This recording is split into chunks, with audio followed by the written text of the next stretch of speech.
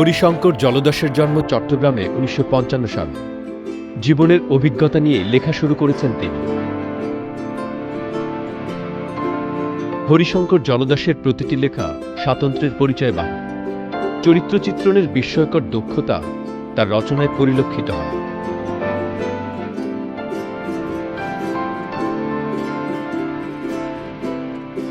তখন ছিল জোয়ারের সময়ই জালে মাছ ধরা পড়েছে বেশি, তাই চন্দ্রমণিরা ঝড়ো বাতাসকে উপেক্ষা করে মাছ মারতে বেরিয়ে পড়েছিল। কিন্তু যখন ফিরে আসার কথা তখন ফিরে আসেনি তারা, পরের দিনের সাঁঝবেলাতেও নয়। ভুবনেশ্বরী সেই সকাল থেকে বসে আছে বেড়ি বাঁধে। সূর্য ডুবে গেছে বেশ কিছুক্ষণ আগে, আধার ঘন হয়ে আসছে। ভুবনেশ্বরীর দৃষ্টি আধারের দেওয়ালে বাধা পাচ্ছে, তবুও সে আকুল হয়ে সমুদ্রের দিকে তাকিয়ে আছে।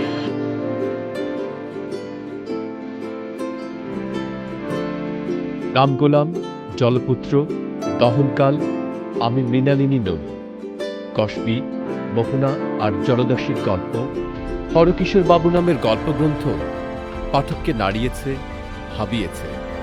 কাজের স্বীকৃতি হিসেবে পেয়েছেন বাংলা একাডেমি পুরস্কার সহ আরও বহু পুরস্কার। আজ আমাদের শিল্পবাড়ির অতিথি হরিশঙ্কর জলদা।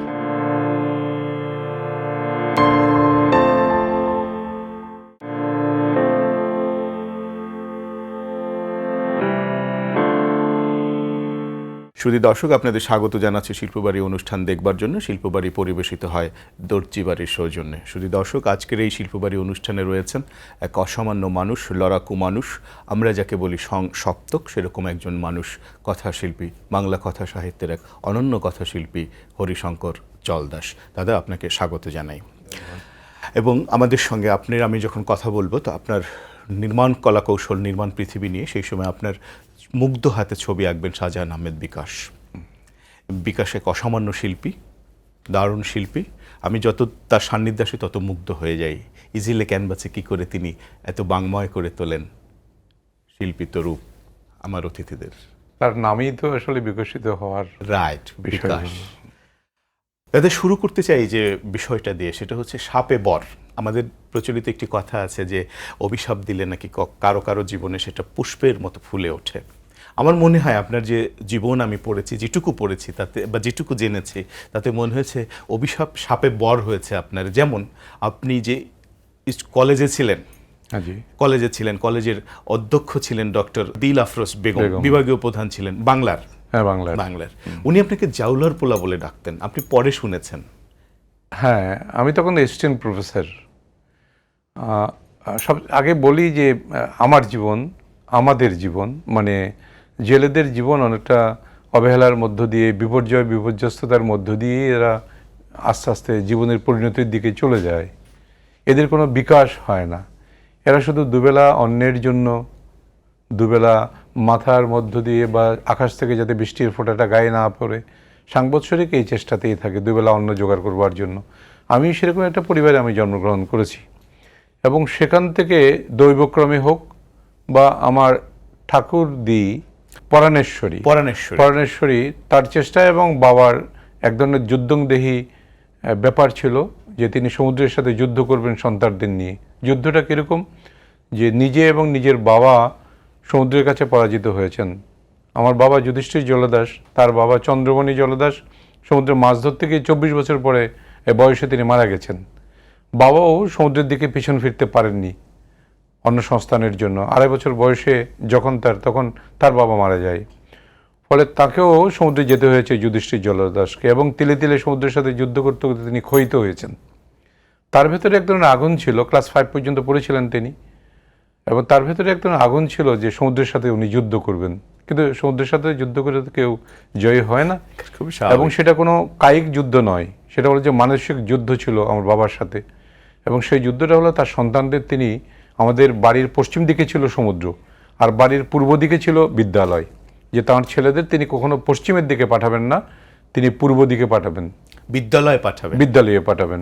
এবং সেই প্রতিজ্ঞা থেকেই মূলত তিনি আমাদেরকে, বিশেষ করে আমি বড় সন্তান, আমাকে উনি পাঠিয়েছিলেন বিদ্যালয়ের দিকে, স্কুলে পাঠিয়েছেন। এবং সূর্য আলোর দিকে উঠে এবং পশ্চিম দিকে অস্ত যায়, অস্ত গেলেই অন্ধকার নামে, তিনি মূলত অন্ধকার থেকে আলোর দিকে ফেরাবার জন্য চেষ্টা করেছিলেন। সব সন্তানদের নিয়ে তিনি সাকসেসফুল হননি। আপনার কয় ভাই বোন? আমরা 6 ভাই 2 বোন। এক ভাই বিয়ে পর্যন্ত পড়েছে, কিন্তু আররা 8-এ 9-এ 10-এ পর্যন্ত পড়ে করেছে, এবং আমাকেই ওরা সুযোগ করে দিয়েছে। আমাদের পরিবারে যখন মাছ ধরার ব্যাপার, বাবা কৃষকায় হয়ে গেছেন, প্রবীণ হয়ে গেছেন, আর পারছেন না, তখন তার সাথে একজন ভাই বোনরা যুক্ত হলেন? না, আমি যুক্ত হয়েছি প্রথমে। আচ্ছা। আমাকেও তো 30 বছর পর্যন্ত বয়স পর্যন্ত আমাকে মাছ ধরতে হয়েছে। একদিকে বিসিএস করে সরকারি কলেজে অধ্যাপনায় ঢুকেছি, দিনের বেলা অধ্যাপনা করে রাতের বেলা বাবার কাছে সাথে মাছ ধরতে যাই। কিন্তু ভাইরা যখন একটু মাথা তোলা হলো, তাদের এক ধরনের সম্মান বোধে লাগলো যে আমার বিএ অনার্স MA পাশ করা দাদা কেন মাছ ধরতে যাবে, আমরা তো বড় হয়েছি। ফলে তারা অনেকেই প্রথম দিকে 2-4 জন নিজেদের বিদ্যার্জনের বিষয়টাকে একেবারেই বিসর্জন দিয়ে আমাকে এগিয়ে নিয়ে যাওয়ার জন্য শশাঙ্ক জলদাস, রবিশঙ্কর জলদাস, তারাশঙ্কর জলদাস এরা সমুদ্রের সাথে নিজেকে সমর্পিত করেছে।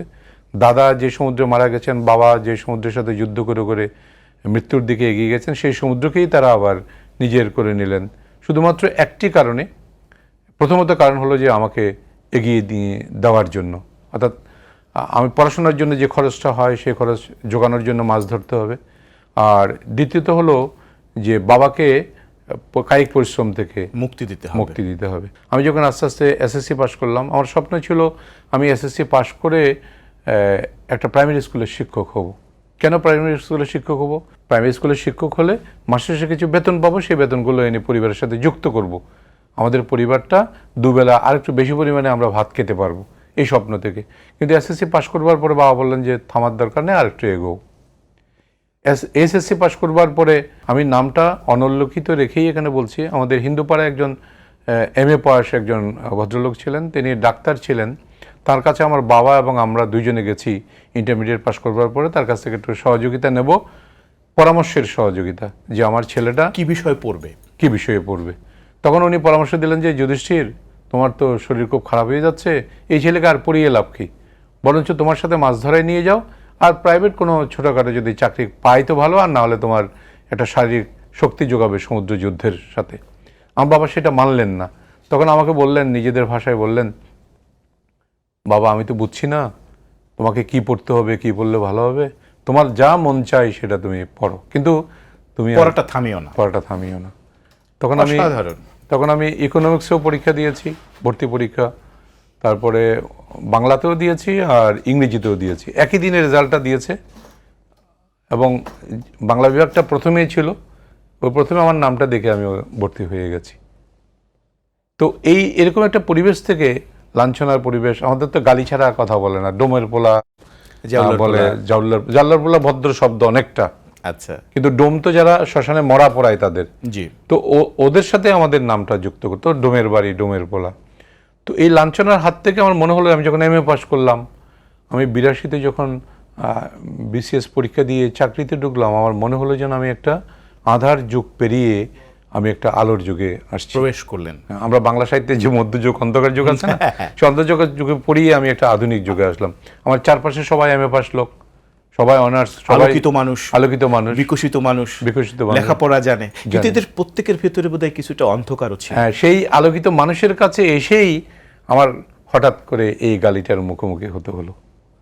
যে ডক্টর দিল আফরোজ বললেন, হ্যাঁ, MA পাস একজন মহিলা যিনি PhD করেছেন, তিনি আমাকে আমার অ্যাবসেন্সে পিয়নকে জিজ্ঞেস করছে, ডিপার্টমেন্টের পিয়ন বা কলিগদেরকে, এই জাল্লার পোলা বলে আমাদের এখানে, মানে চট্টগ্রামের ভাষা। উনি ওই অঞ্চলেরই মানুষ না, উনি ওখানকার মানুষ নন। জাল্লার পোলা আসছে কিনা, জাল্লার পোলা ক্লাসে গেছে কিনা। তো এটা হলো যে আমার লেকচারারশিপের সময় এক মহিলা আমার সাথে ওখানে ছিলেন, এটা সিটি কলেজের ঘটনা। আবার যখন আমি অ্যাসিস্ট্যান্ট প্রফেসর হয়ে যখন আমি চট্টগ্রাম সরকারি মহিলা কলেজে আসলাম, ওই নারীটাও তখন প্রমোটেড হয়ে ওই কলেজে এসছেন। তার নাম নীলুফার নূর, তামিনা আক্তার নূর। উনি এখন চট্টগ্রাম সরকারি মহিলা কলেজের ভাইস প্রিন্সিপাল। তিনি একদিন আমাকে ডেকে বললেন, তখন তিনি লেকচারার, আমাকে ডেকে বললেন যে দাদা, একটি কথা আমাকে বহুদিন ধরে বেদনার্থ করছে, এ কথাটা না বলে আমি পাচ্ছি না। তো তিনি আমাকে একদিকে ডেকে নিয়ে গেলেন, ডেকে নিয়ে বললেন যে আমাদের বিভাগীয় প্রধান আপনাকে নামে ডাকে না, আপনাকে জাল্লার পোলা বলে ডাকে। আমি থমকে গেছি কিছুক্ষণ। উনি বললেন যে আমি আপনাকে ব্যথা দিলাম। বলছে না, ব্যথা না। কিন্তু হঠাৎ কেন আমার মনে হলো যে গালিটার মধ্যে নিশ্চয়ই কোনো কারণ আছে, যুক্তিযুক্ততা আছে। এরপরে আমার ভেতরে এক ধরনের বাসনা, সে বাসনা অগ্নি স্ফুল্লিঙ্গের মতো, যে বাসনাটা মানুষকে জ্বালাতে থাকে, বিপর্যস্ত করতে থাকে, যে আমাদের জেলেদের উৎপত্তি, বিকাশ, বিস্তারের বিষয়টা আমার জানার খুব প্রয়োজন আছে। কারণ আমি গালিটার মালিক কিনা সেটা আমাকে জানতে হবে। তারপরে আমি ঠিক করলাম যে আমি এই বিষয়টা নিয়ে পিএইচডি করব। এবং আমার পিএইচডির বিষয় ছিল নদীভিত্তিক বাংলা উপন্যাস ও কৈবর্ত জনজীবন। কবি ময়ূক চৌধুরী, চট্টগ্রাম বিশ্ববিদ্যালয়ে, যার নাম আসল নাম আনোয়ারুল আজিম, তার কাছে আমি এই পিএইচডিটা সম্পন্ন করেছি এবং 2007 সালে এটা বাংলা একাডেমিতে থেকে প্রকাশিত হয়েছে। তো আপনি যে বলছিলেন যে সাপে বর, বা এই সাপে বর হয়েছে আমার মধ্যে। আর একটা দিকও আবার আছে যে কেউ অপমানিত হয়ে লিখতে আসার যে বিষয়টা, আমি জানি না হয়তো আমাদের বাংলা সাহিত্যের মধ্যে এরকম ঘটনা আছে কিনা, যে কেউ আনন্দে, প্রথম মানুষ যখন লেখে তো নিজেকে বিকাশ করবার জন্য লেখে, তারপর একটা দুইটা লেখা বেরোয়ার পরে তার ভেতরে এক ধরনের প্রেরণা যোগায় যে না আমার আরও দু একটা লেখা। কিন্তু 55 বছর বয়সে এসে একটা মাত্র চরের জবাব দেওয়ার জন্য, গালির জবাব দেওয়ার জন্য, বলা যায় যে অপমানের জবাব দেওয়ার জন্য লিখতে আসা। অভিসন্দর্ভ যেটা রচনা করলেন উপন্যাস নিয়ে, বাংলা জেলে ভিত্তিক যে জীবন যাপন নিয়ে, জেলেদের জীবন নিয়ে যে উপন্যাসগুলো তৈরি হয়েছিল, সেই উপন্যাসগুলো এটা করতে আপনি আগ্রহী হলেন এবং করলেন ময়ূক চৌধুরীর নির্দেশনায়। এই বিষয়টা একটু বলেন। কারণ ময়ূক চৌধুরীর নির্দেশনা হলো যে ওর প্রথম ছাত্র আমি, পিএইচডি ছাত্র। আচ্ছা। আমি সরাসরি সামনে বসে প্রত্যক্ষ যে ছাত্র honours first year, second year বা এমএ, ওই ছাত্র নই। আমি যখন তার কাছে প্রস্তাবটা নিয়ে গেলাম, উনি একটু অবাক হয়ে দেখালেন যে প্রায় 46-47 বছর বয়স্ক একজন লোক এসে আমার কাছে পিএইচডি করতে চায়, এবং উনি আমাকে চিনতেন না আগে। আর তিনি যাচাই করার লোক ছিলেন। তিনি এর আগে অনেক অফার গেছে, কাউকে তিনি পিএইচডি ছাত্র করেননি।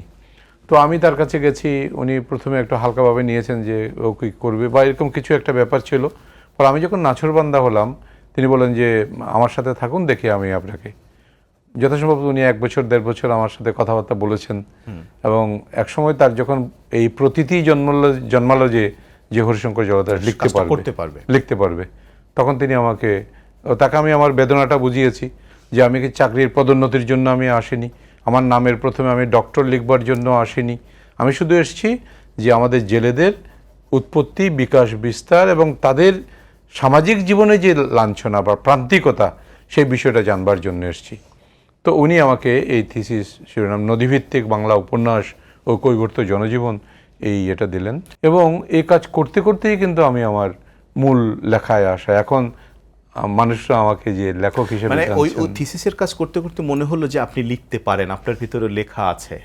ঠিক তাই নয়, এটা হলো যে এখানেও লিখতে আসারও একটা ব্যাপার আছে। আমি যে বাড়িতে থাকতাম, বাসা ভাড়া নেওয়ার ব্যাপারটাও লাঞ্ছনার হয়েছে। 91 বন্যা হওয়ার পরে আমি যখন পতেঙ্গার আমার বাড়িটার ভিটে মাটি পর্যন্ত সব উপড়ে গেল, তখন আমার 2.5 বছরের সন্তান, ওকে ওখানে রাখবার কোনো সুযোগ নেই। তখন মা বললেন যে বাবা তোর বাচ্চাটাকে বাঁচাতে হবে, তুই শহরে গিয়ে কোথাও আশ্রয় নে, আমরা ঘরটা আবার নতুন করে গড়ে তুলি। এই গড়ে তুলতে গিয়েই আমি আসলাম শহরে। এখন এসে আমি যখন ঘর খোঁজা শুরু করলাম, তখন আমাকে কেউ ঘর দেয় না। তখন সিটি কলেজের লেকচারার আমি, আমার স্ত্রী একদিকে ঘর খোঁজে, আমি এক গলিতে গিয়ে ঘর খুঁজি। খুঁজতে খুঁজতে বেশ কদিন পেরিয়ে গেছে। একদিন আমার স্ত্রী হাসি মুখে আসলো যে ঘর পাওয়া গেছে।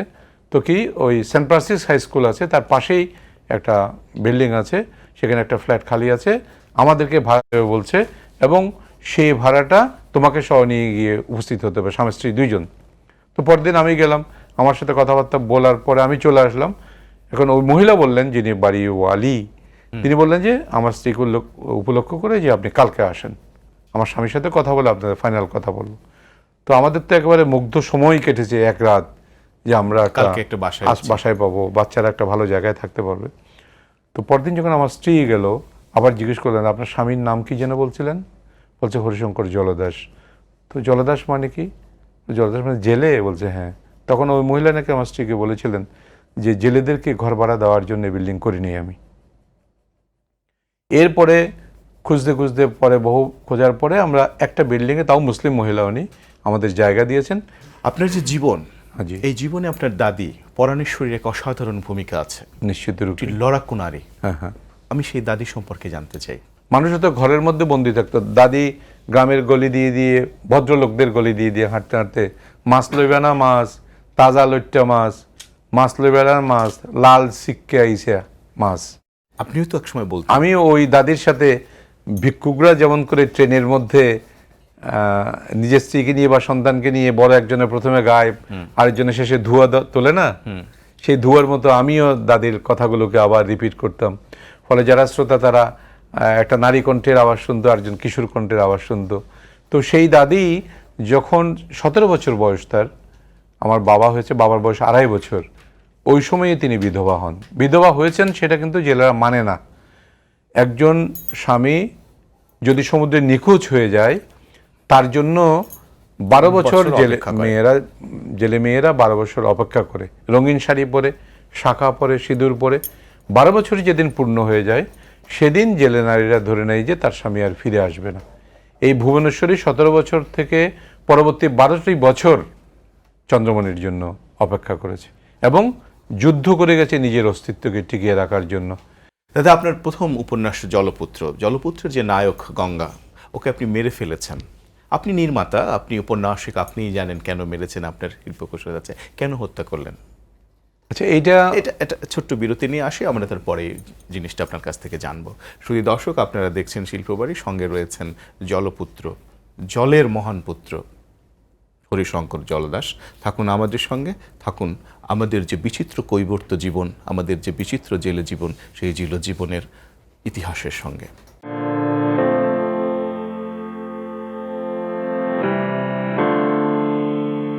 সেই দর্শক, আমাদের সঙ্গে থাকবার জন্য, হরিশঙ্কর জলদাসের সঙ্গে থাকবার জন্য এবং তার অমৃত বচন শুনবার জন্য যে অপেক্ষা করছেন, সেজন্য কৃতজ্ঞতা জানাই। দাদা, কেন হত্যা করলেন, কেন মেরে ফেললেন? ঠিক মৃত্যুর দায়টা বা বাঁচিয়ে রাখার দায়টা শেষ পর্যন্ত লেখকের কাছে এসেই পৌঁছে। আমরা যে পরিকল্পনাটা করে একটা উপন্যাস লিখতে বসি বা একটা গল্প লিখতে বসি, চরিত্রগুলো বা ঘটনাগুলো কিন্তু আমাদের মনের বিদ্রোহ করেই কিন্তু একদিকে নিয়ে যাই।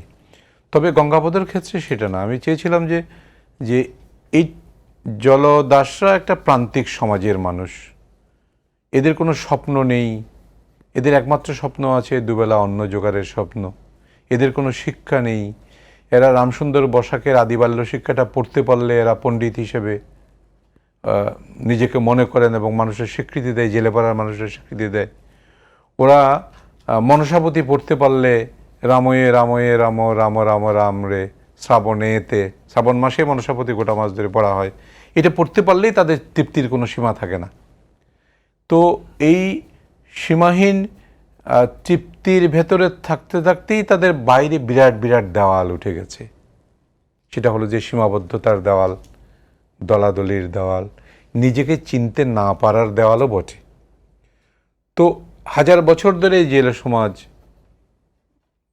তৈরি হয়ে আসছে। মানুষ যখন যাযাবর বৃত্তি থেকে আর বন্ধ করে দিয়ে যখন এক জায়গায় থিতু হলো মানব সভ্যতা, এবং তারা থিতু হতে গিয়ে হয় নদীর পাড়ে অথবা জলাশয়ের পাড়ে, কারণ জলটা জীবনের জন্য খুব দরকার। এবং এরপরে এদের দৃষ্টি পড়ল জলের যে জীবন, মৎস্যের দিকে। তো মৎস্য তো ধরা তখন থেকেই শুরু হয়েছে এবং এই মৎস্য ধরা জীবন থেকে তারা একসময়ে তারা এত বেশি সীমাবদ্ধ হয়ে গেল, অনালোকিত একটা প্রান্ত সমাজে চলে গেল, তাদের স্বপ্নটাও মরে গেল। এই স্বপ্ন যাতে একটা গ্রন্থের মধ্যেই যাতে মরে না যায়, গঙ্গাপদ যে নায়ক, যে এইসবগুলো ঠেলে ঠেলে যে সামনের দিকে শুক্কুরদের যে অবিচার, মহাজনের যে দাদনের যে অত্যাচার, এগুলো ঠেলে ঠেলে সে যখন গেল এবং অনিবার্যভাবে কাহিনীতে তার মৃত্যুটা অনিবার্য হয়ে উঠল। কারণ সবসময় কালো হাতের মানুষ যারা, তারা কিন্তু রেহাই দেয় না। আমি যদি তাকে রেহাই দিতাম তাহলে সেটার শিল্পত্ব নষ্ট হতো বলে আমার মনে হয়েছে। তার চেয়েও বড় ভাবনাটা যেটা ছিল, আমি একটা উপন্যাসের মধ্যে জেলে জীবনকে আমি সীমাবদ্ধ রাখবো না। যে জেলেরা যে সময়ান্তরে তার মানে হচ্ছে কি আপনি জলপুত্র লিখতে লিখতে আপনাকে বিকশিত করবার, লেখক হিসেবে প্রতিষ্ঠিত করবার একটা আকাঙ্ক্ষা আপনার ভিতরে তৈরি হয়েছে। হয়তো তৈরি হয়েছে, কিন্তু তখন আমি বুঝতে পারিনি। আমি চেয়েছিলাম যে গঙ্গাপদের পরে তার সন্তান যে বনমালী আসছে, সেই বনমালীর হাত ধরে, যেমন আমার বাবা ক্লাস 5 পর্যন্ত পড়েছেন, তার সন্তানকে তিনি MA পর্যন্ত নিয়েছেন, তো গঙ্গা যদ্দূর এসছে পরবর্তী জেলে সমাজকে আরও বেশি এগিয়ে নিয়ে যাওয়ার জন্য, প্রতিবাদী হওয়ার জন্য, আত্মসচেতন করবার জন্য বনমালীর দরকার। সেই জন্য গঙ্গাপদের অবসান ঘটিয়ে আমি বনমালীর আসার যে স্বপ্নটা ওখানে সেটা নিয়ে এলেন আপনি উপস্থাপন করেছি। দহনকালে। এরপরে আসলো দহনকাল। দহনকালের যে আখ্যান, এবং আমি খুব বিস্মিত, বেদনার্থ হয়ে উঠি আপনার দুটো উপন্যাস এই কয়েকদিনে পাঠ করার মধ্যে। একটা হচ্ছে জলপুত্র আর একটা হচ্ছে দহনকাল। দহনকাল। দহনকালের ভেতর থেকে আপনি মুক্তিযুদ্ধ পর্যন্ত নিয়ে এলেন। হ্যাঁ হ্যাঁ, এই যে মুক্তিযুদ্ধ যে এবং জেলেবাসী এবং মুক্তিযুদ্ধের সঙ্গে আপনি সংশ্লিষ্ট ছিলেন, সংশ্লিষ্ট ছিলাম, তখন উপন্যাসটার আমার- মধ্যে আপনি সেটা বর্ণনা করেছেন। এই পটভূমিটা, এত বিশাল পটভূমিটা কিভাবে অঙ্কন করলেন? আসলে পটভূমিটা আমি ওভাবে চাইনি। ওই যে বললাম কিছুক্ষণ আগে যে লেখক পরাধীন হয়ে যায়, কলমের পরাধীন হয়ে যায়। জি, এটা চলতে চলতে আমার মনে হয়েছিল ওই জলপুত্রটা আমার দাদার জীবন, আর এর মধ্যে দহনকালে নিয়ে এসে আমি আমার বাবার জীবনটা আমি বিকশিত করতে চাইছি। এখানে অপ্রাসঙ্গিক হবে কিনা জানি না, আমার জীবন নিয়ে প্রায় ট্রিলজির মতো করে এখানে আমি একটা উপন্যাস লিখছি। সেই উপন্যাসের নাম আমি দেইনি। একটা 3টা উপন্যাস নিয়ে একটা পূর্ণ একটা ট্রিলজি, একটা সময়কে ধরা, দীর্ঘ একটা 100 বছরকে ধরা। গৌরকিশোর ঘোষ যেভাবে করেছেন। গৌরকিশোর ঘোষ করেছেন আপনার। তো এই ব্যাপারটা মূলত আমি করেছি, কিন্তু আমি চেয়েছিলাম যে এটা লিখতে লিখতে ওখানে আমার কিছু অকথিত কথা থেকে গেছিল জলপুত্রে। দহনকালে সেটা আমি বিস্তার করবার চেয়েছি, এবং কাহিনীর সময়টা আস্তে আস্তে আমরা মুক্তিযুদ্ধ পর্যন্ত চলে এসেছি। আমার তখন স্বপ্ন ছিল যে জেলেরা শুধুমাত্রই কি অন্যের পিছনে শুধুমাত্র অশিক্ষার বিরুদ্ধে যুদ্ধ করতে করতে দিন যাবে, তারা কি মুক্তিযুদ্ধ কোনো অংশগ্রহণ করেনি? তখন কিন্তু মুক্তিযুদ্ধকালীন সময়ের আমাদের পাড়াটা যেভাবে লাঞ্ছিত হয়েছে, এবং আমাদের সময়ে আমাদের তরুণ আমরা যারা ছিলাম, এবং তার সাথে আমাদের চেয়েও আর 8-10 বছরের প্রবীণ যারা ছিল, তারা কিন্তু আমাদেরকে সহযোগিতা করেছে। আমরা প্রত্যক্ষভাবে অস্ত্র ধরে কিন্তু সৈন্যদের বিরুদ্ধে যুদ্ধ করিনি। এখানে বললে নিশ্চয়ই আমাদের সমাজকে আমি অপমানিত করব না যে একটা সময়ে এই রাজাকাররা আর পাকিস্তানি সেনারা বিকেলবেলা সন্ধ্যার সময় তাদের বিনোদনের ক্ষেত্র হিসেবে জেলেপাড়াকে বেছে নিয়েছিল, এবং সেখানে তারা গিয়ে নানা নারীকে ধর্ষণ করেছে। 2-4 জন নারী ধর্ষিত হওয়ার পরে আমরা যারা তরুণ ছিলাম আমরা ঠিক করলাম যে এটার প্রতিবাদ করতে হবে। অনেকে যারা প্রবীণ ছিল তারা আমাদের সাথে আসেনি, যে এটার পরিবর্তে হবে, এখানে মৃত্যু ছাড়া আর কিছু না। তো এই মৃত্যুকে আমরা অবহেলা করে আমরা যখন যার হাতে যা ছিল আমরা প্রতিহত করেছি। নারীদেরকে যখন লাঞ্ছনা করতে এসেছে তাদেরকে আমরা তাড়িয়েছি, কখনো কখনো ওরা গুলি চালিয়েছে, আমাদের হাতের লাঠি, ইটের টুকরা, এগুলো দিয়ে আমরা 16ই ডিসেম্বরের আগ পর্যন্ত, 14ই ডিসেম্বর পর্যন্ত আমরা এই কাজগুলো করে গেছি। তো লিখতে লিখতে আমার মনে হলো যে জেলেদের তো ক্ষুদ্রাতি ক্ষুদ্র অবদান আছে, সেটা হয়তো দেশকে মহান স্বাধীনতার কাছাকাছি নিয়ে যাচ্ছে না, কিন্তু সেই দেশের নারীরা যে লাঞ্ছিত হচ্ছে, যে অবদানটুকু আছে সে অবদানটুকু লিখে রাখি। তো সেই লিখবার জন্য করেছি। এখানে আমি বললে কি হবে আমি জানি না, আমার এই উপন্যাসটা আমাদের যে মাননীয় প্রধানমন্ত্রী আছেন সে প্রধানমন্ত্রীকে মুগ্ধ করেছেন, শেখ হাসিনাকে মুগ্ধ করেছেন, এবং 2014 সালে এখানে ফেস্টিভ্যাল হয়েছিল, সার্কভুক্ত দেশগুলোর ফেস্টিভ্যাল হয়েছিল বঙ্গবন্ধু সম্মেলন কেন্দ্রে। সেখানে তিনি 18 মিনিট বক্তৃতা দিয়েছিলেন। সে 18 মিনিটের মধ্যে 2 মিনিট 56 সেকেন্ড দহনকাল এবং হরিশঙ্কর জলদাসকে নিয়ে তিনি কথা বলেছিলেন। অসাধারণ। আমার কাছে এই বিষয়টা অনেক বেশি শ্লাঘার বিষয় বলে আমি মনে করি। একজন লেখক হিসেবে এটা তো খুবই আনন্দের একটা ব্যাপার। দাদা, আমরা একটু ভিন্ন দিকে যাই। যেহেতু আপনি সমুদ্রপুত্র, আপনি সমুদ্রে গিয়েছিলেন, আমরা তো কখনো যাইনি, আমরা শুধু একটা দূর বিস্তার কল্পনা করি। এই যে সমুদ্রে মাছ ধরতে গিয়েছিলেন, আপনি কি 3 মাস ছিলেন? না, আমি ত্রৈমাসিক যে লাক্কা মাছ ধরা এটাতে যাইনি। আমাদের যাওয়া হলো যে প্রতিদিনই 5 মাইল 6 মাইল দূরে দূরে নৌকা নিয়ে দাঁড় টেনে টেনে, আমি এই কিছুদিন আগে ভদ্রলোক হয়েছি, মানে যদি রিক্সা টানাওয়ালাদের যদি আছে না এরকম আমাদের সমাজের মধ্যে দাগ পড়ে যায়, চামড়া উঠে যায়, আমিও সেই 9 বছর বয়স থেকে বাবার সাথে আমি দাঁড় টানা শুরু করেছি। তো আপনি যে সমুদ্রে যেতেন, সমুদ্রের বিশালত্ব তখন তো অতটা অনুভব করতেন, এখন কিভাবে অনুভব করেন? এখনো আমি মাঝে মধ্যে সুযোগ পেলে যাই, এবং সেই সময় আমি যখন 30 বছর পর্যন্ত এক ধরনের বোধ তো জন্মেছে। জি, আমি দহনকালের মধ্যে জ্যোৎস্নায় পাওয়া বঙ্গোপসাগরকে আমি হ্যাঁ, ওখানে তুলে এনেছেন, উপস্থাপন করেছি, চমৎকার করে। ঝড়ের বঙ্গোপসাগরকে আমি তুলে নিয়েছি। আর একটা আমার লেখা আছে, সমুদ্র এখনো আমায় কাছে টানে, এই নামে একটা লেখা আছে। সমুদ্র আমি বলেছি আমার মৃত্যুর পরে হিন্দুদেরকে সাধারণত শ্মশানে নিয়ে গিয়ে পোড়ায়। আমি আমার ভাইদের বলেছি, আমার স্ত্রীকেও বলেছি, সন্তানকেও বলেছি, আমার মৃত্যুর পরে আমার সবটা যাতে বঙ্গোপসাগর, উত্তর পতেঙ্গার বঙ্গোপসাগরের কিনারে নিয়ে যাওয়া হয়, সেখানে যাতে আমাকে দাহ করা হয় এবং আমার ছাইগুলো যাতে সমুদ্র জলে বিসর্জন দেওয়া হয়। অর্থাৎ আমি আসলে নোনা জলে সাঁতার কাটা মানুষ। আমার জন্মই কিন্তু সমুদ্রের জল থেকে। আমার বিনাশটা, আমার শেষ চিহ্নটাও যাতে সমুদ্রের সাথে মিশিয়ে দেয়, এই স্বপ্নটা আমার আছে। আমি যখন আনন্দে আপ্লুত হয়ে উঠি, আবার বেদনায় যখন আমি লীন হয়ে যাই, তখন কিন্তু আমি সমুদ্র পাড়ে গিয়ে বসি, এই বঙ্গোপসাগরের পাড়ে গিয়ে বসি, এখনও বসি। এই অনুষ্ঠানের পরে যখন আমি চট্টগ্রামে ফিরে যাব, আমার আগে কথা বলা আছে, আমি গিয়ে বসি। আমার পাড়ার মানুষরা আমাকে জানে মাস্টার বাবু বলে। আমি যে কলেজে পড়াই, আমি যে এইসব লেখালেখি করি, এগুলো কিন্তু কেউ জানে না এবং আমাকে মাস্টার বাবু বলে ডাকে। যেহেতু আমি হাই স্কুল দিয়ে আমার জীবন শুরু করেছি, এই মাস্টার বাবুর পাশে এসে ওরা বসে ওদের সুখ দুঃখের ভাগ করে নেই। এখানে একটি কথা বলে নেওয়া ভালো, আমি জেলেদের নিয়ে লিখেছি, আমি হরিজনদের নিয়ে লিখেছি, আমি দেহজীবিনী যারা আছে তাদের নিয়ে লিখেছি। দুর্ভাগ্যের বিষয় এটা যে আমি যাদের নিয়ে লিখেছি তারা কিন্তু আমার লেখাগুলো পড়ে না। এটা হচ্ছে ট্র্যাজেডি, এটা ট্র্যাজেডি। এটা ট্র্যাজেডি। পড়ে না এর তো যে তারা যে পড়তে আগ্রহী নয় এমন না, তাদের বিদ্যা তাদেরকে এইটুকু বিকশিত করতে পারে নাই। একটু ভিন্ন দিকে চলে যাই এখন। আপনার ছোট গল্প তো প্রচুর, 53টা ছোট গল্প। তো আরো তো লিখবেন? লিখবো আমি তো। ঘটনা যে নায়ক, তার বন্ধু ক্ষীরমোহন, হ্যাঁ, ক্ষীরমোহন একদিন হঠাৎ চলে যায়, অথচ ক্ষীরমোহনের সঙ্গে তার আবল্য বন্ধুত্ব, পাশাপাশি থাকা। ক্ষীরমোহন যে চলে যায়, না বলে চলে যায়, তার গ্রাম ছেড়ে অনেক চলে দিন যায়, পর তার সঙ্গে আবার দেখা হয়। এবং সে যখন বলে যে আমি বেশ্যার ছেলে, বেশ্যার ছেলে বলে, আমি বেশ্যার ছেলে, আমি কোটনা হব না তো কি হব, এই গল্পের যে আখ্যান, সেখানে আমি এই কোটনা শব্দের অর্থ বেশ্যার দালাল, যাকে ইংরেজিতে বোধহয় পিম্প বলা হয়। এই দালাল। এখন সে একদিন, আমি গল্পটার প্রথমে কিন্তু সেটা ভাঙাইনি, না একবারে শেষে গিয়ে তার শিক্ষিত বন্ধুর সাথে তার যখন দেখা হচ্ছে, প্রায় ধরেন 30-40 বছর, চুল পেকে গেছে, সে তরুণ অবস্থায় সে চলে গেছিল।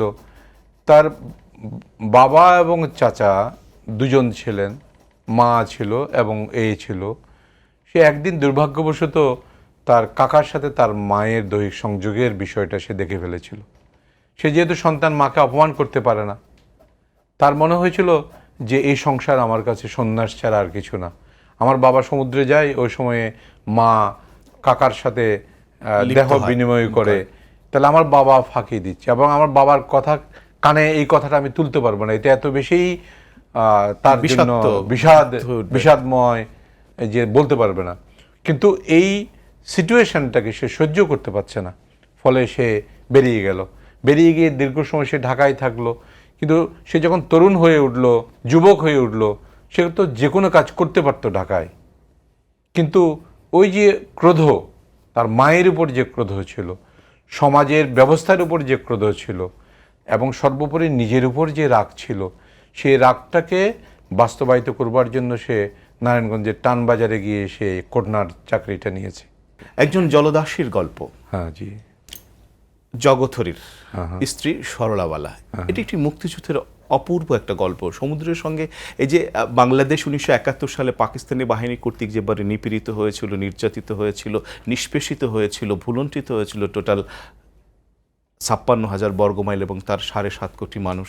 আমরা অনেক কিছুই জানি, কিন্তু সমুদ্রের সঙ্গে যে, সমুদ্রের মানুষের সঙ্গে যে মুক্তিযুদ্ধের একটা যোগাযোগ ছিল, সেইটা কিন্তু আপনার এই গল্পে মধ্যে আছে। এই গল্পের মধ্য দিয়ে আপনি অসাধারণ ব্যঞ্জনের সঙ্গে তুলে ধরেছেন। সেটা আপনি যেহেতু হরিশঙ্কর জলদাস, আপনি তো তুলে ধরবেন যেহেতু আপনি জলপুত্র, এবং আপনি যেভাবে সরলাবালাকে, সরলাবালার প্রকৃত নাম ছিল আসলে জগতেশ্বরী।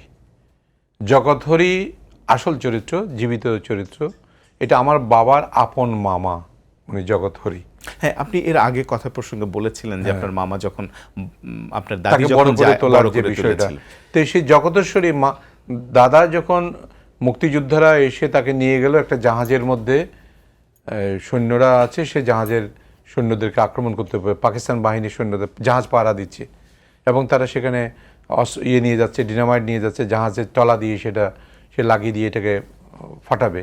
এখন জগৎহরি ম্যাচও যেমন করে তেমন করে নৌকা বাইতে দক্ষও বটে এবং তাদের সাথে এক ধরনের সংযোগ ছিল। এক রাতে এসে তাকে নিয়ে যায় এবং সেখানে মারা যায়, পাকিস্তানি বাহিনীদের সাথে মারা যায়। সেখানে গল্পের মূল মেসেজ না, মূল মেসেজটা সরলাবালা অপেক্ষা করছে। সে এক ধরনের তার স্বামী বিহীনতায় তার মধ্যে এক ধরনের ভাবান্তর হচ্ছে, বাস্তবতা তার কাছে অবাস্তব মনে হচ্ছে। সে বারবার অপেক্ষা করে আছে নদীর পাড়ে, কর্ণফুলী নদীর পাড়ে গিয়ে স্বামী যে পথ দিয়ে গেছে সেই পথে আবার স্বামী ফিরে আসবে। এই স্বপ্নটা এখানে যেন ভুবনেশ্বরেরই যেন দ্বিতীয় এডিশন এই সরলাবালা, রাইট। এবং শেষ পর্যন্ত সে বিশ্বাস করছে না তার কাছে যে একজন মুক্তিযোদ্ধা ছিল যে লাকিলি না ওই যে আক্রমণ করতে গিয়েছিল, লাকিলি যে বেঁচে আছে, সে যখন এসে সাক্ষ্য দিল যে না তোমার স্বামী মারা গেছে, তারপরে সে বিশ্বাস করতে রাজি নয়, কারণ তার মধ্যে এক ধরনের বাস্তব জ্ঞান, অবসেশন হয়ে গেছে এবং তার শেষ অপেক্ষা করতে করতে তার পা ফুলে গেছে, চুল পেকে গেছে, দাঁত পড়ে গেছে, লৌল চর্ম যাকে বলে সেটা হয়ে গেছে, কিন্তু তারপরেও নদী পাড়ে গিয়ে মাঝির ঘাট বলে সেটাকে, কর্ণফুলী দিয়ে স্বামীর জন্য অপেক্ষা করাটা তার ফুরায়নি এবং শেষ পর্যন্ত স্বামীর জন্য অপেক্ষা করতে করতে একদিন দেখা গেল যে সে উপর হয়ে নামাজ পড়ার মতো করে সে নদীর দিকে মাথা নত করে সে শুয়ে গেছে এবং তার প্রাণ চলে গেছে। এটার অর্থ হলো যে স্বামী আসার আকাঙ্ক্ষা তার শেষ হয়নি, সে দাঁড়াতে পারছে না, সে শুয়ে গেছে, শোয়ার পরেও তো স্বামীর জন্য অপেক্ষা করছে এবং স্বামীর প্রতি তার যে ভালোবাসার সাথে শ্রদ্ধাও মিশিয়েছিল, মৃত্যুর আগ মুহূর্ত সে নিজেকে উপর করে দিয়ে স্বামীর চরণে, স্বামীর স্মৃতির উদ্দেশ্যে নিবেদন করেছে, সর্বস্ব দিয়ে সে নিবেদন করেছে। নিবেদনের কথাও আছে। সর্বোপরি সবকিছু ছাপিয়ে যে কথাটা আছে সেটা হলো যে মুক্তিযুদ্ধে জন্য আমরা যে মুক্তিযুদ্ধে যারা যুদ্ধ করে শুধু তাদেরকেই যোদ্ধা বলি না, কিন্তু স্বামীর জন্য যে 12 বছর 14 বছর 20 বছর অপেক্ষা করছে, সে তো আরেক যুদ্ধ, বিশাল যুদ্ধ। দাদা, আপনার আরেকটি গল্প, একটু ভিন্ন মাত্রার গল্প, সেটা হচ্ছে লুচ্চা। মানুষের জীবনের যে কত বিচিত্র প্রসঙ্গ আছে, একজন লেখকই সেটা উপলব্ধি করতে পারেন। সুধাম এবং স্বপন দুই ভাই, সুধাম চলে যায় বিদেশে, তার ভাই এবং ফ্যামিলিটি ভালো থাকবে, তার মা ভালো থাকবে, স্বপন ভালো থাকবে, এই জন্যই যায়। স্ত্রীকে না, তার গায়ে আবার আসা যা করতে করতে একসময় মা বলে তুই বিয়ে করে যা। তারপরে বিয়ে করে সুচিত্রাকে সে বিয়ে করে, সুন্দরী স্ত্রী, তার শরীর তরবারির মতো ঝকমক করে, বিয়ে করে সে চলে যায়। কিন্তু অনস আপন এ টাইম একদিন যখন সে শেষবারের মতো ফিরে আসে, সে দেখতে পায় তার বউ করতলগত হয়ে গেছে, কলঙ্কিত হয়ে গেছে বা ছোট ভাইয়ের হাতে, এবং সেটা সম্মতিক্রমে হয়েছে। আমাদের জীবনে যে আঘাতগুলো আসে, আমরা কিন্তু বাইরের আঘাতের জন্য প্রস্তুত থাকি। হ্যাঁ, একজনে আমাকে আক্রমণ করতে আসবে, রাস্তায় আমাকে ছিনতাই করবে, তাকে দেখেই আমাদের শরীরের মধ্যে এক ধরনের প্রত্যাঘাত করবার বা নিজেকে আত্মরক্ষা করবার এক ধরনের প্রবণতা জাগে। কিন্তু যে আঘাতটা একেবারেই নিকট আত্মীয়ের থেকে আসে, যাকে আমার সমস্ত বিশ্বাস দিয়ে, যাকে আমি আমার সহোদর, আমার বাবা, আমার মা, তাদের সাথে পরমাত্মীয়, ভাই বোন, সেখান থেকে যখন আঘাতটা আসে তখন মানুষের আঘাতটা দুর্মর হয়ে যায় এবং বিকলাঙ্গ করে দেয়, অবশ করে দেয় এবং শেষ পর্যন্ত এই সত্য, তার স্ত্রী যে পরকীয়াতে মত্ত হয়েছে, এই মত্ততার কথা যখন সে স্পষ্ট উচ্চারণ করে, তখন কিন্তু ষড়যন্ত্র করে স্ত্রী এবং সেই ভাইটা মিলে তাকে পাগল হিসেবে নির্বাচন করে দেয়, কিন্তু আসলে সে পাগল না, কিন্তু তার ভেতরের ক্রোধ এবং ক্ষোভ সে বন্ধ করতে পারছে না। সে সবাইকে বলছে, জনে বলছে যে আমার সব ছিল কিন্তু এখন কিচ্ছু নাই, কুত্তা ছুঁয়েছে, এরকম একটা কথা বলছে যে কুত্তা ছুঁয়েছে। কিন্তু সে হাহাকার করে, আমাদের সমাজের মধ্যে এখনো অনেক মানুষ তার বেদনার কথা, তার কষ্টের কথা বুঝাবার চাইছে, কিন্তু বাস্তবতা এত কঠিন যে তার কথা বিশ্বাস করছে না, কিন্তু যে বুঝাচ্ছে সেও থামছে না। দাদা, কুন্তির যে বস্ত্রহরণ, এই বস্ত্রহরণের জটিলতা এবং মর্মান্তিক বিষয়টা সম্পর্কে আপনার কাছ থেকে একটু জানবো। তো ছোট্ট একটা বিরতি থেকে আসি, তারপরেই। শুধু দর্শক, আপনারা দেখছেন শিল্পবাড়ি, পরিবেশিত হচ্ছে দর্জি বাড়ির সৌজন্যে, এবং আমাদের সঙ্গে রয়েছেন জলপুত্র, প্রকৃতির পুত্র, কথা সাহিত্যিক হরিশঙ্কর জলদাস। থাকুন আমাদের সঙ্গে, থাকুন হরিশঙ্কর জলদাসের সঙ্গে। আমরা একটা ছোট্ট বিরতি নিয়ে ফিরে আসছি।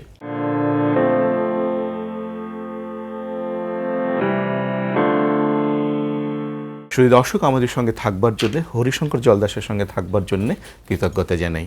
দাদা, যে প্রসঙ্গটা জানতে চেয়েছিলাম, কুন্তির বস্ত্রহরণ। আমরা একটা মিথ আছে, মহাভারতে দ্রৌপদীর বস্ত্রহরণের কথা আছে, যে দুঃশাসনরা মিলে দ্রৌপদীকে পাওয়ার জন্য, যুধিষ্ঠিরকে অপমান করবার জন্য দ্রৌপদীর বস্ত্রহরণ করা, রাজসভা নিয়ে এসে তাকে বস্ত্রহরণ করা যায়। কুন্তী হলো যে দ্রৌপদীর শাশুড়ি, শাশুড়ির বস্ত্রহরণের কথাটা ওখানে কোথাও নেই। এখানে নিয়ে এসে আবার আমি কেন কুন্তীর বস্ত্রহরণ করবার জন্য উদ্যত হলাম। এই গল্প লেখার পশ্চাতে একটা কাহিনী আছে, সেটা হলো নাসিরনগরে যে আক্রমণটা হলো, সামাজিক যে এক ধরনের এক সময় যে উত্তঙ্গ একটা অবস্থা সৃষ্টি হয়েছিল, নাসিরনগরের জেলেপাড়ায় আক্রমণ হয়েছিল, এবং সেই সময়ে ওখান থেকে নারীরা যে পাশে যে মেদিনী হাওর আছে, সেই মেদিনী হাওরে ঝাঁপিয়েও পড়েছিল, এবং সেখানে কিছু কুচক্রী, কিছু অমানবিক মানুষগুলো সেই বিষয়টা সাজিয়ে তুলেছিল এক ধরনের অস্থিরতা সৃষ্টি করবার জন্য আমাদের দেশের সেই শান্তিময় যে বাংলাদেশের মধ্যে। সেই কাহিনীটা আমাকে, সেই আক্রমণটা আমাকে খুব বেদনার্থ করেছে। আমাদের দেশে বারবার কেন নারীরা লাঞ্ছিত হবে? সেখানে একটা কাহিনী ছিল, একটা মেয়ে, জেলেপাড়া একটা মেয়ে সেই হাওরে ঝাঁপ দিয়েছিল, পরবর্তীকালে আশেপাশের মানবিক মুসলমানরা গিয়ে তাদেরকে উদ্ধার করেছে, কিন্তু এই মেয়েটা গলা পর্যন্ত জলের মধ্যে ডুবা ছিল। তাকে যখন হাত তুলে টানতে চাইছে, ও উঠছে না যে কারণ ওর বস্ত্র নেই, তার কোনো বস্ত্র নেই। তো সেই ক্ষেত্রে আমার মনে হলো যে আমরা তো শুধুমাত্র এখানে দ্রৌপদীর বস্ত্রহরণ করছি না, দ্রৌপদীরও শ্রদ্ধেয় যে কুন্তী শাশুড়ি, তাকেও তো আমরা রেহাই দিচ্ছি না। এবং সেই জায়গায় গিয়ে আমি কুন্তীকে নিয়ে এসে জেলেপাড়াকে বেস করে মহাভারতের সেই কাহিনীকে নিয়ে আসছি। দাদা, আপনার ছবি চমৎকার করে আঁকছেন, আপনার তো বয়স কমায় দিয়েছে। বিকাশ এই কাজটা করে, বুঝছেন, অধিকাংশ অতিথিদের বয়সে কমিয়ে দেয়। জাদুকর তো বলেন তো, জাদুকর কতটা আঁকলেন? তো আমি সামান্য একটি চিত্রকর হয়ে যদি কিছুটা বয়স কমানোর ক্ষমতা আমার থাকে হয়ে যায়, তাহলে তো কৃতজ্ঞতা সৃষ্টিকর্তার প্রতি। নিশ্চয়ই। আর যাদের ছবি আঁকছি তারা যদি এটা মনে করেন যে তাদের বয়স কমানো গেছে, আসলে সত্যিকারে বয়স কমানোর কোনো ইচ্ছা বা দৃষ্টতা আমার নাই। আজকে হরিশঙ্কর জলদাস, ওনার সাথে আজকে আমি যেভাবে পরিচিত হয়েছি, এটা আমার জীবনে একটি স্মরণীয় ঘটনা, এবং আমি যদি তার কথাগুলো আজকে না শুনতাম, হয়তো আমার জীবনে একটি অনেক বড় ঘাটতি থেকে যেত। তো সেই ক্ষেত্রে একজন সামান্য চিত্রকর হয়ে আমি হয়তো কিছুই করার ক্ষমতা বা সুযোগ আমার ঘটেনি, তবে ওনার যে চেষ্টা এবং উনি যেভাবে তার সৃজনশীলতা এবং তার সৃজন করে যাচ্ছেন, তার অনেক দায়িত্ববোধ থেকে, এবং উনি শুধুমাত্র একজন শিল্পী বললে ভুল হবে, কারণ আমার কাছে মনে হচ্ছে যে উনি অনেক দায়িত্বশীল একজন রাজনীতিক বলা যায়। আমরা প্রকৃতপক্ষে যেভাবে রাজনীতিকে চিন্তা করি, সেই জায়গাটি ওনাকে স্পর্শ করে এবং আমাকে স্পর্শ করেছে তার কথাগুলো, এবং আমার খুব ভাবতে ভালো লাগছে এমন একজন হিরো তাকে আমি আঁকতে পেরেছি। আপনাদের যে জীবন, সেই জীবনটার যে আপনারা মহাভারত কিংবা মনুসংহিতা, আপনার লেখার মধ্যে মনুসংহিতার উদাহরণ পেলাম, এই যে মনুসংহিতার মধ্যে যে বিভাজনটা তৈরি করে দিয়েছে, যে ব্রাহ্মণের উচ্ছিষ্ট খাবে, ব্রাহ্মণের পরিধেয় বস্ত্র পরবে, ছিন্ন বস্ত্র পরবে, মাটিতে শোবে, কোনো টাকা জোগাড় জমা করতে পারবে না। এই যে ব্যাপারটা, এই যে সেটা এখনো কেন সভ্যতা তো অনেক এগিয়েছে, বর্ণ বিভাজনটা কেন বর্ণ বিভাজনের ক্ষেত্রে সভ্যতা এগোয়নি। সেই সংগ্রামটা, আমি ভারতের কথা বলছি না, আমাদের দেশে আছে, কিন্তু আমাদের দেশে আরো বেশি, আমাদের মানুষগুলো আরো বেশি সেকুলার হওয়া উচিত ছিল, কারণ ওখানে 47-এর পরে ভারতের মধ্যে ওদের যুদ্ধ থেমে গেছে। 47-এর স্বাধীনতার পরে এক ধরনের প্রবাহ নিয়ে চলছে, কিন্তু আমাদের যুদ্ধ এখনো থামেনি, আমাদের ভেতরের যুদ্ধ এখনো থামেনি। 47-এর পরে 71 এসছে, 71 এসেও আমরা কিন্তু চোখ মেলে লাল সূর্যের দিকে ভালো করে তাকাতে পারছি না। সেটা গেল যে মানুষদের যুদ্ধ, কিন্তু এই অন্তর্গত মানুষদের নিয়ে যে বৈষম্যের যে ধারাগুলো তৈরি হয়েছে, সেই ধারা কিন্তু এখনো কোথায় মনুষ্যত্ব, কোথায় যাব, এই যে বিভাজনের বিষয়টা এখনো কিন্তু আমাদের সমাজ থেকে যায়নি। সেটা শহর কেন্দ্রিক কিছু মানুষের মধ্য থেকে গেছে। একটি উদাহরণ দিয়ে, আমি যখন MA পাস করলাম, আমার সবচেয়ে কাছের বন্ধু নেপাল চৌধুরী, উনি আমাকে নিয়ে গেলেন তার বন্ধুর এক বাড়িতে, রাউজানের দিকে। নিয়ে গিয়ে তার মা খুব যত্ন করে আপনাকে যত্ন করে খাওয়ালেন, 2 রাত থাকলাম। আপনি খুব খুব মজা পেলেন, আনন্দ পেলেন, শীতকাল, সুখ পেলেন। সুখ পেলাম, এবং এটা আমি দীর্ঘদিন লালন করেছি নিজের মধ্যে। কিন্তু বহু বছর পরে আমি যখন এমএ পাস করলাম, আমরা বিকেলের দিকে দুইজন সংসার জীবনের শেষ করে, দৈনন্দিন জীবন শেষ করে আমরা এক জায়গায় বসে আমরা কথা বলতাম। বড় কষ্টের জীবন তার, আমার মতোই, সে নেপাল চৌধুরী। তো সে আমাকে একদিন বলল যে, ভাই কিছু মনে করো না, তোমার তো এরকম এরকম হয়েছে। কি, যে মহিলাটা ছিলেন তিনি বিধবা ছিলেন। এখন তিনি, আমি চলে আসার পরে নিজের ছেলের কাছে যখন জানলেন যে নেপাল চৌধুরীর সাথে যে এসেছিল সে জেলে, শীতকালে কঠিন শীতের মধ্যে সে কাঁথা, কম্বল, চাদর যেগুলো আমাকে শুতে দিয়েছিলেন, তিনি পুকুর ঘাটে নিয়ে গিয়ে সেগুলো ধুয়ে পবিত্র করে তারপরে, এবং ছেলেকে প্রচুর তিনি গালমন্দ করেছিলেন যে তুই আর লোক পাস নাই। হরিশঙ্কর জলদাস অনার্স এমএ পাশ করবার পরও যে কাঁথাতে যে কম্বল বা গায়ে দেয় সেটা অস্পৃশ্য থেকে যায়। আর 2014 সাল পর্যন্ত আমি প্রিন্সিপাল হওয়ার পরও, পিএইচডি ডিগ্রি অর্জন করবার পরও আমি তথাকথিত জাতে উঠতে পারি নাই। আপনার প্রেমের গল্প, কোন এক চন্দ্রাবতী, ভালোবাসার পিড়ি বলেও, হ্যাঁ ভালোবাসার একটা প্রিয় গল্প বলেও একটা রয়েছে। গল্প, দুটো গল্প আপনার প্রেমের গল্প আমি পেলাম। প্রেমটা আপনার জীবনে কিরকম এসেছিল, এই গল্পের ভেতর দিয়ে একটু বলেন। এখানে একটু বলি যে এখন তুমি কেমন আছো এই নামেও একটা উপন্যাস আছে। তো প্রেমের ব্যাপারটা তো সবাই তো আর প্রেম বিযুক্ত নয় না, যারা আমার বিকাশ দাদার মতো রূপবান যদি হয়, তার জন্য তো আরো বিপদগ্রস্ততার কথা আছে। তো সেই প্রেমের বিষয়টা সবার জীবনে আসে, কিন্তু একটা পর্যায়ে আমরা যখন বিবাহিত হয়ে যাই, আমরা যখন সমাজ আমাদেরকে ঘিরে ফেলে, তখন আমাদের বাক স্বাধীনতা নষ্ট হয়ে যায় অনেক সময়, যা কিছু বলার সেটা থাকে না। তবে এইটুকু আপনিও জানেন যে অভিজ্ঞতার বাইরে তো কেউ আর পা দিতে পারে না। আপনি যদি আমাকে বলেন যে আপনি প্রেম করেছেন কিনা, যদি জিজ্ঞেস করেন যে আপনার প্রেমিকা কে ছিল, আমি তার কোনো স্পষ্ট উত্তর দিতে পারবো না। তবে আমি 2টা লাইন বলতে পারবো এই প্রশ্নের উত্তরে। সেটা হলো যে চুল দাড়ি পাকি আছে, মন পাকে নাই, মনে যার থাকিবার সে তো থাকে নাই, তাই চুল দাড়ি পাকি আছে, মন পাকে নাই। এখন আমার স্ত্রী সুনিতাকে নিয়ে আমি সংসার করছি, দিব্যি সংসার করছি, কিন্তু এর বাইরে কি কোনো কিছু ঘটেনি? চুলদারি পাখি আছে, মন পাকে নাই, মনে যার থাকিবার সে তো থাকে নাই। দাদা, আপনার সম্পর্কে বলছেন আরেকজন আমাদের কৃতিমান কথা সাহিত্যিক এবং শব্দগর পত্রিকার সম্পাদক মোহিত কামাল, সুদর্শন মোহিত কামাল, কি বলছেন একটু জেনে আসি। আমরা হরিশঙ্করকে নিয়ে কথা বলবো। কে হরিশঙ্কর? একটু তার ছেলেবেলার দিকে আমরা একটা নজর দেই। পতেঙ্গার জেলেপল্লী, কৈবত্য পাড়ায় সে বড় হয়েছে, যেখানে মানুষ সমুদ্রের সাথে সংগ্রাম করে বড় হয়, যেখানে অশিক্ষা, যেখানে কুসংস্কার, যেখানে পশ্চাৎপদতা কাউকে উচ্চশিক্ষার দিকে এগিয়ে আসতে দেয় না। কিন্তু হরিশঙ্করের সৌভাগ্যই বলব, তার বাবা যুধিষ্ঠির জলদাস ওই জেলেপল্লী সর্বোচ্চ শিক্ষিত ব্যক্তি ছিলেন। কতটুকু পড়েছেন? 5ম শ্রেণী পর্যন্ত পড়েছেন বলে আমরা তথ্য পেয়েছি। তার ইচ্ছা হলো যে সন্তান শিক্ষিত হবে। এরকম একটি জনপদ থেকে যখন হরিশঙ্কর বড় হয়, তখন আমরা বুঝতে পারি নানা লাঞ্ছনা, নানা গঞ্চনা, নানা টানাপোড়েনের ভিতর দিয়ে একটা শিশু প্রত্যক্ষ করেছে জেলে জীবন। আসলে অনেকে মনে করেন হরিশঙ্কর 45 বছর বয়সের পর লেখালেখি শুরু করেছেন, কিন্তু আমার কাছে মনে হয়েছে এই শিশুকালে তার ভিতরে যে চেতনার বারুদ রূপিত হয়েছিল, যে জীবন অভিজ্ঞতা রূপিত হয়েছিল, যে বৈষম্য সে দেখেছিল, প্রান্তিক জীবনের মানুষের যে দুর্দশা সে দেখেছিল, প্রত্যক্ষ করেছিল, সেগুলোর উপর দিয়ে জীবনকে পরিচালিত করেছিল। অর্থাৎ তার সাহিত্যের ঐশ্বর্য কিন্তু তখন থেকে বীজ রোপিত হয়ে যাচ্ছিল।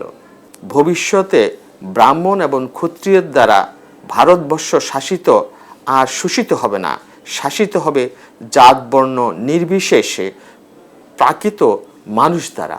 অর্থাৎ তিনি মানুষ ধর্মকে মহান করেছেন, মানুষ ধর্মকে মহান করে তুলে ধরতে চান, সেখানে কোনো গোষ্ঠীবদ্ধতাকে তিনি গ্রহণ করতে চান না। এই হলো হরিশঙ্কর জলদাস। কেমন লাগে? না, অসাধারণ। তিনি তো আসলে নিজে লিখিয়ে তিনি জীবনকেও তৃতীয় নয়ন দিয়ে লেখেন। তিনি শুধু ডাক্তার নন, স্বনাম খ্যাত ডাক্তার নন, অবশ্যই একজন ভালো কথাশিল্পী। তার অগ্রগমনতে তার দৃষ্টিভঙ্গি অনেক বেশি অনুপুঙ্খ, চিত্ত ছেদনকারী বলা যায়। ভেতরের অন্ধকারের মধ্যে আলো ফেলবার মতো ক্ষমতা তার আছে। তিনি আমাকে ভালোবাসেন, সেই ভালোবাসার কথাই এখানে চমৎকার করে বর্ণনা করেছেন, বর্ণিত হয়েছে। হরিশঙ্কর জলদাস তার জীবনের বিশাল ব্যাপ্তির ভেতর দিকে যে লড়াকু মন মানসিকতা নিয়ে এইখানে এসে পৌঁছেছেন, আমি মনে করি এই যাত্রা তার থামবেন এবং দীর্ঘকাল ধরে এই যাত্রা চলতে থাকবে। এবং তিনি সাহিত্যের ভেতর দিয়ে, আমি মনে করি যে আমরা মনে করি বা আমাদের সমাজ মনে করে যে একটা স্মরণীয় জায়গায় তিনি পৌঁছে গেছেন, এবং সেটি হচ্ছেন হরিশঙ্কর জলদাস। আপনার লেখা, আপনার অনুভব, আপনার বিচিত্র অনুষঙ্গ এবং আপনার যে চিন্তাভাবনা এবং মানবিক বোধ, এই বোধ এবং কল্যাণবোধ, শুভবোধ আরও অনেক দিন আপনার সাহিত্যের মধ্যে লীন হয়ে থাকুক, আমাদের সমাজে আপনি দীর্ঘকাল বেঁচে থাকেন, এইটা খুব প্রাণপণে চাইছি। লেখাটা কোনোভাবে থামাবেন না দাদা। আমি চেষ্টা করে যাচ্ছি, তবে আমার ভেতরে এক ধরনের কাজ করে যে এক সময় যদি আমার মন জানান দেয় যে আমার আর লেখার প্রয়োজন নেই, সেদিন হয়তো আমি থেমে যাব। সেটা ভিন্ন বিষয়, সেটা ভিন্ন কিন্তু বিষয়। যতক্ষণ ততক্ষণ লিখবেন। শাহজাহান ভাই, বিকাশ ভাই, ছবিটা যদি একটু দাদাকে অর্পণ করেন, একটু দেখান যে আপনি কতটা সৌকর্যের সঙ্গে কতটা আঁকান। বিকাশ ভাই, ছবি তো আঁকার সময় কথা বলতে কষ্টই হয়, কারণ ছবিকে অসম্মান করা হয়, কারণ ছবি নিজেই কথা বলার কথা। বাহ বাহ বাহ, ওয়েল, তাহলে যান, আমরা আর এক শুনবো না, ছবি কি কথা বলে আমি সেটা দেখতে চাই। ধন্যবাদ দাদা, আমাকে ছবির মধ্যেই যেন দেখতে পাচ্ছি, জীবন্ত আমাকে।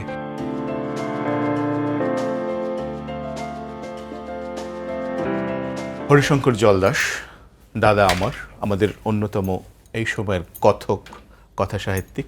আপনি আমাদের ছোট্ট এই অনুষ্ঠানে এসেছেন। আপনার যে দীর্ঘ জীবনের পরিব্যাপ্তি, সমুদ্রের সঙ্গে আপনার যে সঙ্গম এবং মন্থন, সে তুলনায় আমাদের এই অনুষ্ঠান খুবই ক্ষুদ্র। তবু আপনি এসেছেন, টুকটাক কথাবার্তা হয়েছে, হয়তো ভবিষ্যতে আমরা আরও আপনার সঙ্গে কথা বলবো। আপনার জীবনের যে আনন্দ, উল্লাস, দুঃখ এবং বেদনা, সংগ্রাম এবং লড়াই, তার সঙ্গে আবার আমরা আমাদের দর্শক শ্রোতাদের সঙ্গে আবার পরিচয় করিয়ে দেবো, এই আশা এবং আকাঙ্ক্ষা রাখি। আপনাকে অনেক ধন্যবাদ এবং কৃতজ্ঞতা জানাই আমাদের সঙ্গে আসবার জন্য, কথা আমি ধন্যবাদ জানাচ্ছি জিটিভিকে এবং শিল্পবাড়ি, দর্জি বাড়ির প্রযোজনায় যে শিল্পবাড়ি, এই অনুষ্ঠানের সাথে যুক্ত যারা আছেন, প্রযোজক, আপনি, বিকাশ ভাই, সবাইকে আমি ধন্যবাদ জানাচ্ছি। আমি বেশি করে ধন্যবাদ জানাচ্ছি একজন অনালিখিত মানুষকে, একটা প্রান্ত মানুষকে নিয়ে এসে একটা আলোময় একটা ঘরের মধ্যে দাঁড় করিয়ে তাকে মানুষদের সাথে, মানবিক মানুষদের সাথে পরিচয় করিয়ে দেওয়ার যে সুযোগটা এবং কথা বলবার যে সুযোগটা দিয়েছেন, এই জন্য আপনাদের সবার কাছে আমি কৃতার্থ। যারা ক্যামেরার পিছনে দাঁড়িয়ে এই গভীর রাত পর্যন্ত যারা কাজ করে যাচ্ছেন, কোনো বিরক্তি নেই তাদের চোখে, আপনার উৎফুল্লতা, বিকাশ ভাইয়ের আনন্দ ছবির মধ্য দিয়ে, আঁকার মধ্য দিয়ে, এবং যারা যুক্ত আছেন তাদের সবার প্রতি আমি আমার কৃতজ্ঞতা জানাচ্ছি। হরিশঙ্কর জলদাস, আপনাকে কৃতজ্ঞতা জানাই, ধন্যবাদ জানাই, ভালো থাকুন। বিকাশ দা, আপনাকেও ধন্যবাদ জানাই, কৃতজ্ঞতা জানাই। শুধু দর্শক, আপনারা দেখলেন শিল্পবাড়িতে আজকে ছিলেন এক অসামান্য মানুষ, সংসপ্ত মানুষ, লড়াকু মানুষ, সামুদ্রিক মানুষ, স্বপ্নের মানুষ, স্বপ্নীল মানুষ, এক অসামান্য কথাশিল্পী হরিশঙ্কর জলদাস। আপনারা যে যেখানেই থাকুন, ভালো থাকুন, সুন্দর থাকুন, শিল্পের সঙ্গে থাকুন।